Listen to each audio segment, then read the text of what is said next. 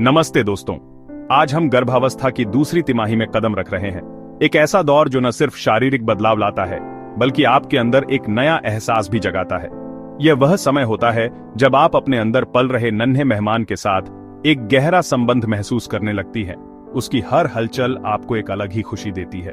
इस वीडियो में हम इस खूबसूरत सफर के हर पहलू पर बात करेंगे। आपके मन में उठने वाले हर सवाल का जवाब ढूंढने की कोशिश करेंगे।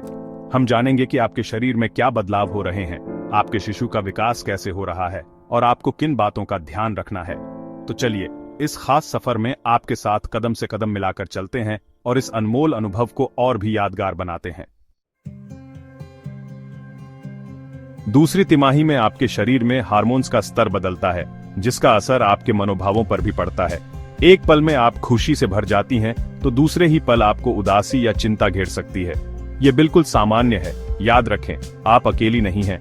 हर महिला इस दौर से गुजरती है। अपने साथी से खुलकर बात करें, अपनी भावनाओं को उनके साथ साझा करें। यह आपको हल्का महसूस कराएगा। इसके अलावा आप जर्नलिंग भी कर सकती हैं, ध्यान या मेडिटेशन का सहारा ले सकती हैं। कई प्रेगनेंसी ऐप्स भी उपलब्ध हैं जो आपको इस दौरान शांत और तनाव मुक्त रहने में मदद कर सकते हैं। जैसे जैसे आपका शिशु बढ़ता है, आपके शरीर को भी ढलना पड़ता है। पीठ दर्द, कब्ज, पैरों में सूजन, बार बार पेशाब आना, ये कुछ ऐसी आम परेशानियां हैं जो इस दौरान आपको हो सकती हैं। चिंता न करें, इनसे निपटने के आसान उपाय हैं। पीठ दर्द से राहत के लिए आप प्रेगनेंसी पिलो का इस्तेमाल कर सकती हैं। कब्ज से बचने के लिए खूब पानी पिएं और फाइबर से भरपूर आहार लें। पैरों में सूजन होने पर उन्हें ऊपर उठाकर रखें और आराम करें। याद रखें, आपका शरीर एक नया जीवन बना रहा है, इसलिए उसे थोड़ी सी अतिरिक्त देखभाल की जरूरत है। यह वह समय है जब आपका शिशु तेजी से बढ़ रहा होता है। दूसरी तिमाही के शुरुआत में उसके चेहरे के भाव बनने लगते हैं। उसकी उंगलियां और पैर की उंगलियां अलग अलग होने लगती हैं। 18वें हफ्ते तक आपका शिशु आपकी आवाज सुन सकता है, इसलिए उससे बात करें, गाना सुनाएं, उसे कहानियां सुनाएं। 20वें हफ्ते तक उसके बाल और नाखून उगने लगते हैं। हर हफ्ते आपके शिशु में कुछ नया विकास हो रहा होता है। उसे महसूस करें, उससे जुड़ें। यह एक अद्भुत एहसास है। Chapter 4, medical test.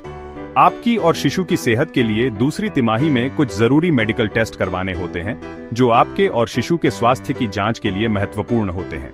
इनमें एनोमली स्कैन शामिल है जो शिशु के विकास की जांच करता है, और ब्लड शुगर टेस्ट जो गर्भावस्था के मधुमेह की जांच करता है।